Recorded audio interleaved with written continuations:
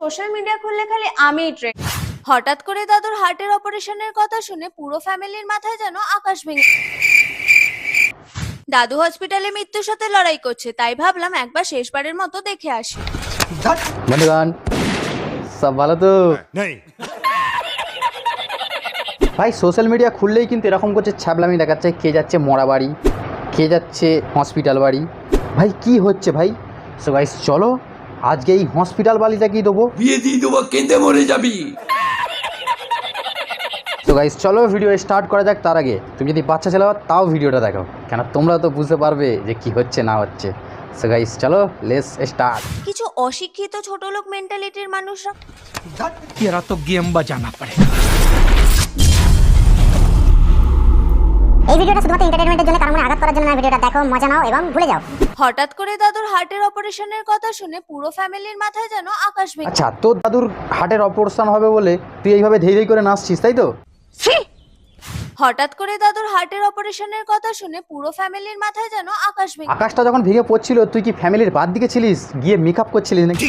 কিন্তু তোমরা তো জানোই হার্টের অপারেশন করাতে গেলে কতগুলো টাকা খরচ হয়। কি হয়েছে, একটা মানুষকে ভালো করতে গেলে পয়সা কমসে কম খরচা করতেই হয়। ঠিক বলেছো। তবে এই মুহূর্তে আমরা দাদুর পেছনে এতগুলো টাকা খরচা করতে চাইছি না। তোর দাদুর পেছনে না খরচা করে তোর মেকআপ বক্সে খরচা করলে ভালো হতো নাকি?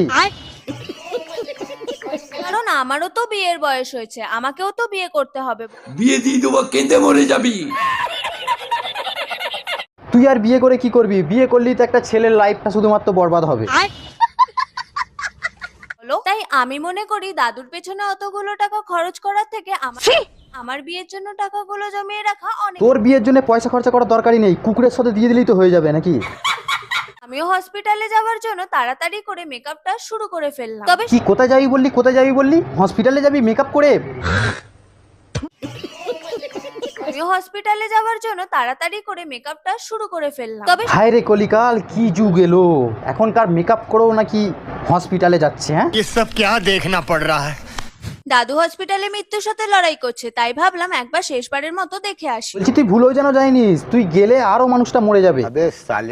আমি ভগবানকে জানাচ্ছি তোর দাদু যেন ভালোভাবেই যেন ঘরে ফিরতে পারে। কাটানো ছোটবেলার অনেক ঘটনা আছে, তবে একটা মজার বিষয় কি জানো তো, এই দাদুই কিন্তু ছোটবেলায় আমাকে বিয়ে করতে চাইতো। দাদু তোমার ভাগ্যে ভালো, এর সাথে বিয়ে হয়নি, বিয়ে হলে নয় আরো তাড়াতাড়ি তোমাকে হসপিটালে যেতে হতো। হ্যাঁ বিয়ে দিয়ে দেবো, কেঁদে মরে যাবি।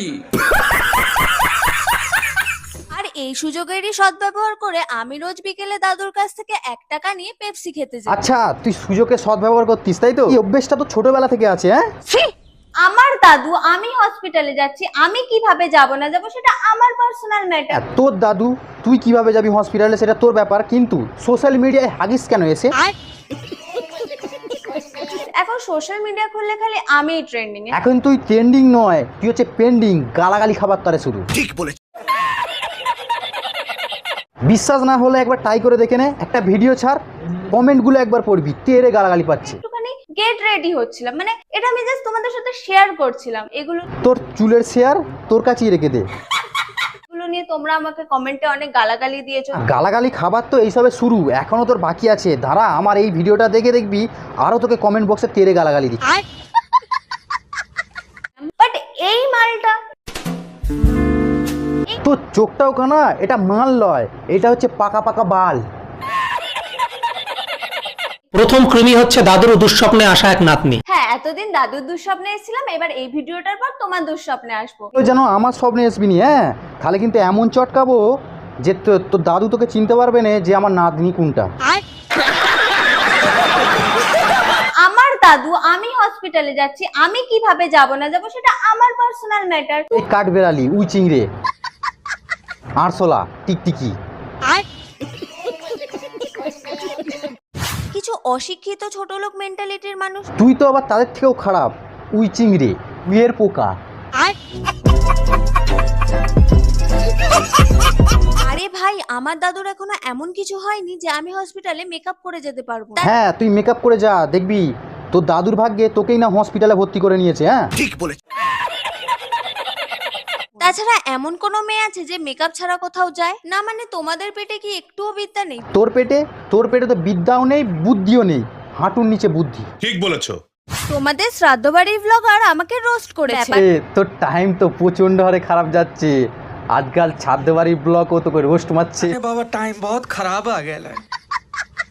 যে নিজে একসময় রোস্ট হয়ে এখন এত বড় বাড়ি বানিয়ে নিল, সে আবার এসেছে আমাকে রোস্ট। না তোর প্রবলেমটা কোথায়? হ্যাঁ, সে বাড়ি করে ফেলেছে বলে না তোকে রোস্ট মেরেছে বলে? আমাকে ভাইরাল হওয়ার জন্য এত কিছু করতে লাগে না, আমি আগে থেকেই ভাইরাল। বিশ্বাস না হলে গুগল করে দেখে নিন। এসছে বড় গুগল বালি। আমাকে নিয়ে আর কোনো ভিডিও বানিও না, কি নিয়ে আর কোনো ভিডিও বানিও না, আমার ভুল হয়ে গেছে। अब आए ना लाइन पे। না গাইস, আমি জানি ভিডিওটা বানাতে প্রচণ্ড একটা লেট হয়ে গেছে, আর তোমরা তো জানো আমি রোববার ছাড়া ভিডিও বানাতে পারিনি, কেননা আমার টাইম হয়ে ওঠেনি। সো গাইস চলো ভিডিও এ পর্যন্ত। ভিডিও ভালো লাগলে লাইক করে দেবে, আর হ্যাঁ আমাকে একটু সাপোর্ট করো ভাই, লাইক করো। এতজন ভিডিও দেখছো নিশ্চয়ই লাইক করো ভাই, লাইক করে চ্যানেলটাকে সাবস্ক্রাইব করো, তবেই তো ভালো লাগবে।